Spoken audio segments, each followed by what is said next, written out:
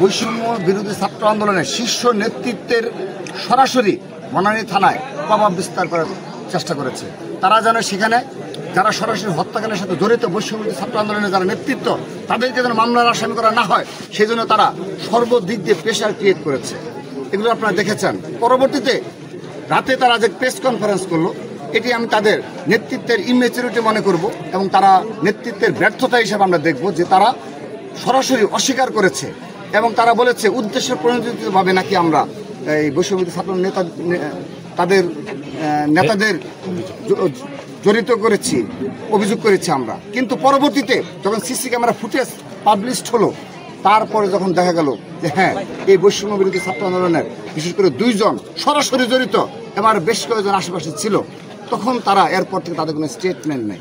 তো আমি আশা করব তারা এগুলো তাদের মাত্র সংগঠনের যাত্রা শুরু হয়েছে এবং তাদের আন্দোলন সংগ্রামের অভিজ্ঞতা খুবই কম সময়ের, এবং আমি বিশ্বাস করি তারা ধীরে ধীরে এগুলোর পরিপূর্ণতা লাভ করবে। কিন্তু এই পর্যায়ে তারা খুবই নেতৃত্বের ব্যর্থতার পরিচয় দিয়েছে এবং গায়ে সারাগুছের কথা বলেছে। এবং আমি আশা করছি একটি হত্যাকাণ্ড নিয়ে এ ধরনের মিথ্যাচার করা, এটি কিন্তু ধীরে ধীরে সাধারণ শিক্ষার্থীরা পুরোপুরি তাদের উপর যে সামান্যতম আস্থা রয়েছে সেই আস্থার সংকট দেখা দেবে। যে কোনো ঘটনায় তাদেরকে সঠিক তথ্য প্রদানের আহ্বান জানাই এবং এ ধরনের হত্যাকাণ্ডের বিরুদ্ধে তাদেরকে সোচ্চার হওয়ার আহ্বান জানাই এবং তাদের নেতা কর্মী যেই হয়ে থাকুক না কেন তার বিরুদ্ধে যেন ব্যবস্থা গ্রহণ করা হয়। তারা যেভাবে শুরুতে ভুল করেছে, প্রভাব বিস্তার করার চেষ্টা করেছে, তারা যেন তাদের ভুল বুঝে এখন যেন এর সঠিক তদন্তের মাধ্যমে যেন এই পারভেজের আসামিরা, খুনিরা দৃষ্টান্তমূলক শাস্তি নিশ্চিত হয়। আমি বিশ্বাস করি তারা সেই ভূমিকা পালন করবে। অবগত রয়েছি আমরা ইতিমধ্যে আইন শৃঙ্খলা রক্ষাকারী বাহিনী, বিশেষ করে বনানী থানা এবং এই ভালুকা থানা, তাদেরকে আমরা অবগত করেছি। আমরা আজকের এই প্রেস কনফারেন্সের মাধ্যমে আবারও বলতে চাই, এখনো এই পারভেজের পরিবারকে তারা তার সন্তানকে হারিয়েছে, কিন্তু এখনো অজ্ঞাত নাম্বার থেকে তাদেরকে প্রতিনিয়ত হুমকি দেওয়া হচ্ছে।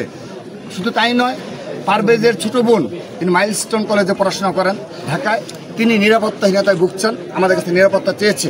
কিন্তু এই নিরাপত্তা দেওয়ার দায়িত্ব অবশ্যই রাষ্ট্রের আইন শৃঙ্খলা রক্ষাকারী বাহিনীর। কিন্তু আমরা অতীব দুঃখের সহিত লক্ষ্য করছি বিগত 8.5 মাসে এই দেশে আইন শৃঙ্খলা রক্ষাকারী ব্যাপক অবনতি পরিস্থিতির ব্যাপক অবনতি ঘটেছে এবং এই নির্দলীয় সরকারের সত্যিকার অর্থে আইন শৃঙ্খলা রক্ষাকারী বাহিনীর উপর কন্ট্রোল রয়েছে কিনা আমরা সন্দিহান।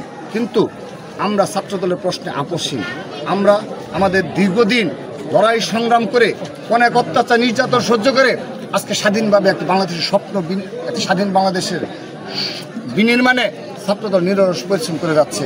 আমরা আমাদের ভাইকে হারিয়েছি, কিন্তু তার বোনকে যদি কোনো অপশক্তি এবং এই খুনিদের কোনো পরিবারের দূষররা যদি চেষ্টা করে কোনো ক্ষতি করার জন্যে, আমি প্রথমে আইন শৃঙ্খলা রক্ষাকারী বাহিনীকে বলতে চাই, আপনারা হাত গুটিয়ে বসে থাকবেন না, আপনারা এমন কোনো কিছু করবেন না, নীরব থাকবেন না যে ছাত্রদলকে প্রতিবাদী হতে হয়।